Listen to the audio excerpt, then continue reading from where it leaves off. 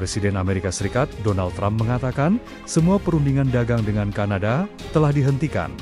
Pemberhentian itu menyusul adanya iklan televisi palsu yang menampilkan mendiang Presiden Ronald Reagan berbicara negatif tentang tarif.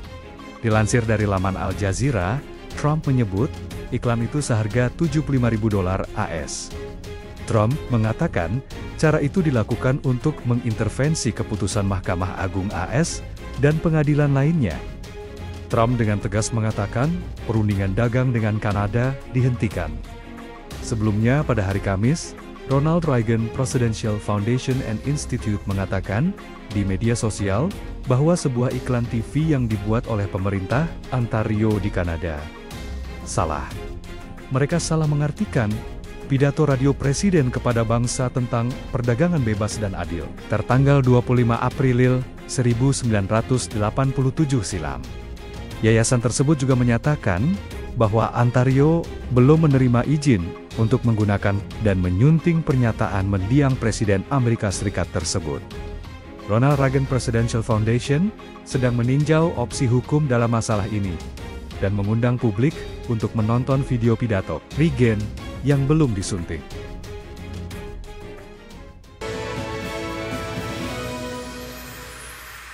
Hubungan dagang Amerika Serikat dan China kembali memanas pekan jelang pertemuan kedua pemimpin negara. Ketegangan dipicu oleh langkah Beijing memperluas pembatasan ekspor logam tanah jarang sebagai respon terhadap keputusan Amerika Serikat menambah daftar perusahaan yang dilarang membeli teknologi asal negeri Paman Sam. Hubungan dagang Amerika Serikat dan China kembali tegang sepekan jelang pertemuan kedua pemimpin Donald Trump dan Xi Jinping yang dipicu oleh langkah Beijing memperluas pembatasan ekspor logam tanah jarang.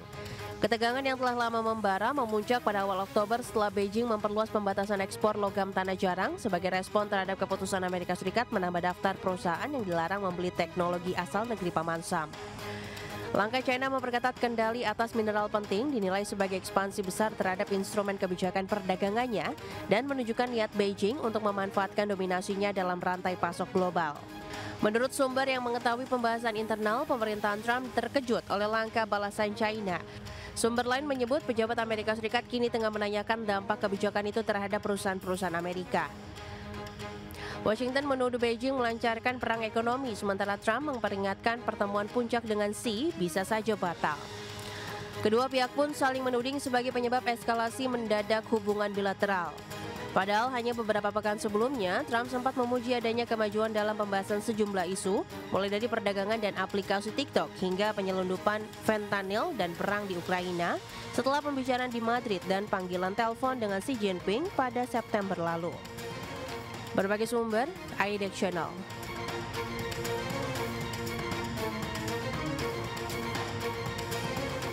Harga minyak melambung lebih dari 5% pada perdagangan di hari Kamis ke level tertinggi dalam 2 pekan setelah Amerika Serikat menjatuhkan sanksi terhadap dua raksasa energi Rusia yakni Rosneft dan Lukoil dan sebagai respon atas perang yang masih berlanjut di Ukraina.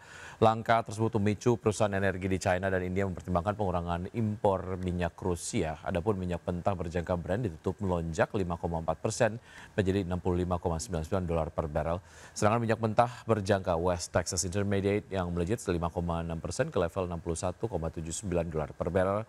Kenaikan tersebut merupakan lonjakan harian terbesar sejak pertengahan Juni dan sekaligus penutupan tertinggi sejak 8 Oktober. Di sisi lain, Presiden Rusia Vladimir Putin mengatakan bahwa pasar global akan membutuhkan waktu untuk menggantikan pasokan minyak Rusia. Sementara itu, Menteri Perminyakan Kuwait menyatakan bahwa organisasi negara eksportir minyak atau OPEC siap mengimbangi potensi kekurangan pasokan dengan membatalkan sebagian pemangkasan produksi.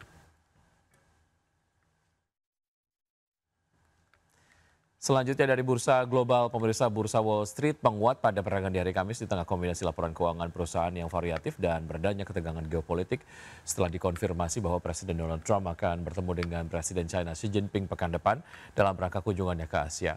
Kita lihat data selengkapnya pada penutupan perdagangan di hari Kamis. Indeks utama Wall Street kompak berakhir di zona hijau. Dow Jones Industrial Average menguat 0,31% ke level 46.734, S&P 500 meningkat 0,58% ke posisi 6.738,43, dan Nasdaq Composite yang menguat 0,89% ke 22.941. Dari bursa Eropa, pemirsa, bursa ekuitas Eropa yang menguat dan mencetak rekor tertinggi baru didorong lonjakan saham energi setelah Amerika Serikat menjatuhkan sanksi terhadap Rusia. Sementara investor juga mencermati laporan keuangan emiten KKP untuk menilai kondisi fundamental korporasi kawasan tersebut. Stoxx 600 ditutup naik 0,37% ke posisi 574,43. DAX Jerman menguat 0,23% ke level 24.207 dan indeks FTSE 100 Inggris meningkat 0,67% ke posisi 9.578.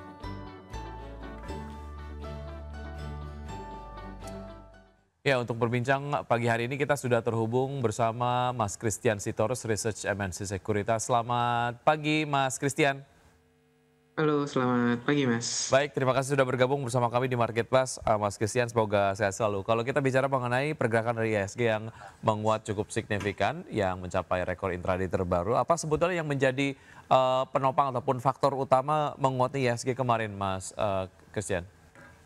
Oke, kalau misalnya kita lihat ya, ISG kemarin kan ditutup di 1,49% ya, ke level 8.274.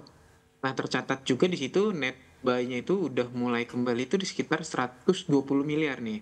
Dan ini membalikan koreksi tajam. Nah, kalau misalnya kita lihat sebenarnya kenaikan ini bersifat broad base ya. Dengan itu tercatat ada sekitar 405 saham itu menguat dan nilai transaksi itu juga tercatat 16,4.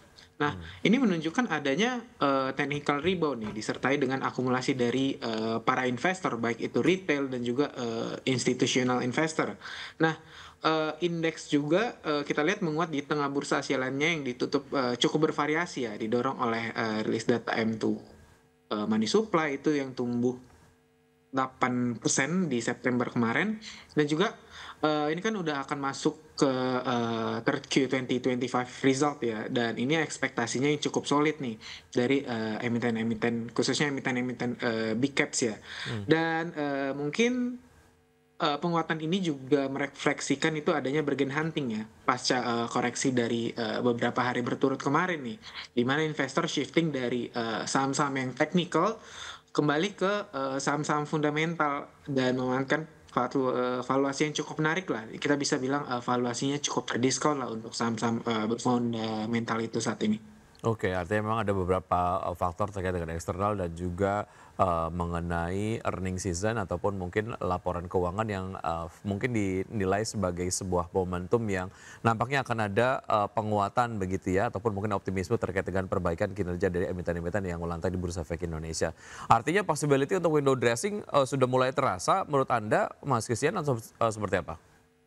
Oke, possibility untuk adanya window dressing untuk saat ini ya, untuk saat ini itu masih belum cukup terasa sih. Oke. Adanya kan window dressing tersebut. Seperti tahun kemarin sih harusnya. Window dressingnya juga tidak terlalu terasa. Oke, baik. Kalau kita lihat salah satu sektor yang kemudian juga mengalami penguatan signifikan yaitu adalah sektor properti yang melonjak 3,65%. Bagaimana Anda melihat penguatan ini? Apakah penguatan ini memang lebih disebabkan oleh stimulus pemerintah atau sebetulnya ada indikator lain yang dilihat oleh investor? Oke, kalau misalnya kita lihat sektor properti kan salah satu nyumbang penguatan IHSG ya. Ini sebenarnya dipicu dari kebijakan pemerintah yang mana memperpanjang dari insentif PPNBTP itu untuk pembelian rumah, dan juga ada wacana pelonggaran dari LTV atau loan to value-nya itu sekitar 100% yang kemungkinan akan diperpanjang hingga tahun depan, tahun 2026. Nah, kebijakan ini dinilai ini menjaga momentum marketing sales daripada sektor properti ya, dan ini meningkatkan ekspektasi adanya kenaikan marketing sales nanti di 4Q 2025 atau next quarter. Nah, selain itu juga adanya turun yield obligasi, ini mendorong optimisme. Biaya pendanaan ini kan lebih ringan ya, memperbaiki valuasi sektor yang ya kita bisa bilang sempat terdiskon lah, dan juga adanya perbankan kan diberikan pemerintah ya dana untuk bisa diberikan kepada para masyarakat. Ini juga membuat ekonomi bisa bergerak dan juga masyarakat bisa melakukan pinjaman, sehingga ini menjadi salah satu katalis positif bagi sektor properti. Dengan begitu investor ini menilai sektor properti ini kan masih akan memiliki ruang untuk re-rating ya nantinya. dan terutama adanya kebijakan fiskal pro growth dari pemerintahnya sekarang yang diekspektasikan akan terus berlanjut seperti itu.